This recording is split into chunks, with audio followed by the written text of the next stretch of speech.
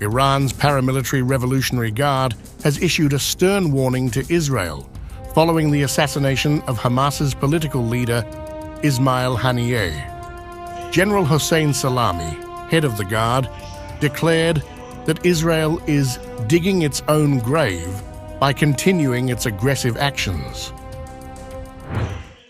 They targeted the revolutionary leader of a freedom-fighting movement, Ismail Haniyeh, who was after the right to his people's destiny and his occupied lands in another country.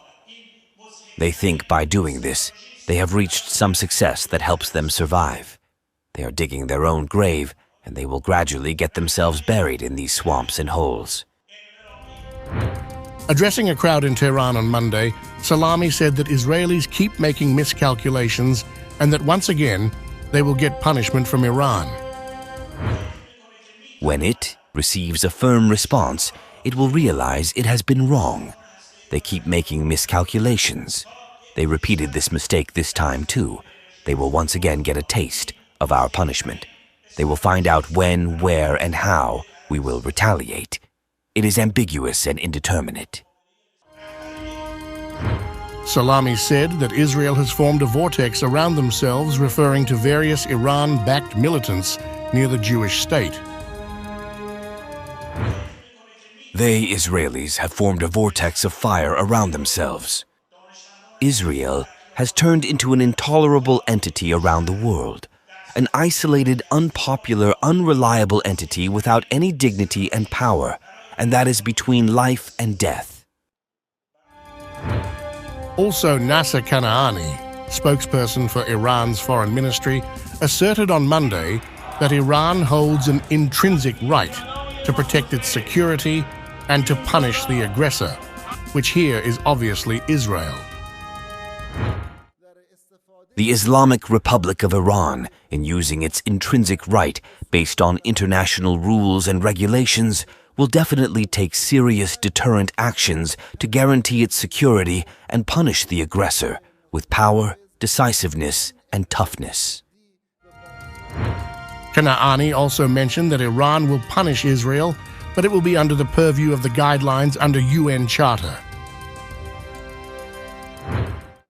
We'll aim our efforts to boost stability and peace in the region and will regulate our measures to punish the aggressor within the framework of the UN Charter and rules and regulations of international law. These warnings came after Israeli Prime Minister Benjamin Netanyahu issued a stern warning to Iran, stating that whoever harms Israel will pay a heavy price.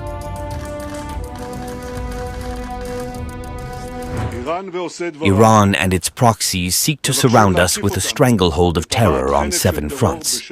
Their visible aggression is insatiable, but Israel is not helpless. We are determined to stand against them on every front, in every arena, far and near. Anyone who murders our citizens, anyone who harms our country will be held accountable. He will pay a very heavy price. The current tension has been exacerbated following the deaths of a senior Hezbollah commander in Lebanon and Hamas leader Ismail Haniyeh in Iran. In a video address from Tel Aviv, Israeli Army spokesperson Rear Admiral Daniel Hagari accused Iran of financing terrorist organizations across the Middle East and backing smuggling of explosives into Israeli territory. For years, Iran has been arming and financing terrorist organizations across the Middle East, including smuggling explosives into Israeli territory for terror attacks against civilians. The IDF and ISA have already thwarted numerous attacks in which Claymore-type explosives were smuggled into the country's territory. We are determined to continue acting against Iranian terrorism wherever it may be. Hagari also announced a new system through which text messages would be sent to inform the public of potential threats. Today, the Home Front Command launched a new system called Personal Message. It's a world-class system that sends defensive messages against large-scale emergencies that erupt. The alert is sent to the mobile phones that are under threat, without the need for an application and without the need to perform any action on the part of the citizen.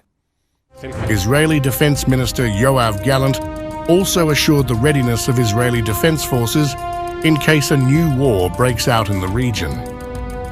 However, spoken earlier in the day, his rhetoric was similar to that of Prime Minister Benjamin Netanyahu.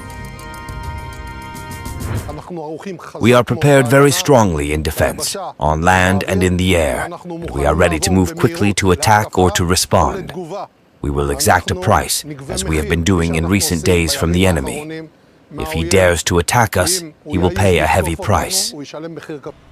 Meanwhile, in the southern Beirut neighborhood of Dahiyeh, businesses opened and traffic jams continued as normal, even next to the building that was hit in an Israeli airstrike last week that killed Fouad Shukur, the Hezbollah commander, and 6 other people. Nearby, Saad Baden was surveying the damage to his shops that offered internet and sound systems. His wife and children were forced to move in with relatives in another neighborhood of Beirut. All of what I had was here, my house was here, and it was destroyed. My family and I were on the verge of dying, but God gave us a new life. Both of my shops were destroyed. My car was destroyed. So if I want to leave, I have nothing. Everything belongs to God, but now I have nothing. Usually, someone has their house in one place and their work in another, but for me, there is nothing left. And I say, thank God. At least I have sympathized with the people of Gaza by experiencing 1% of what they are living through. God is generous. As both sides brace for potential further escalation, the world watches closely, fearing a broader and more destructive regional conflict. The fragile peace in the Middle East hangs in the balance, with the prospect of a renewed and intensified confrontation looming large.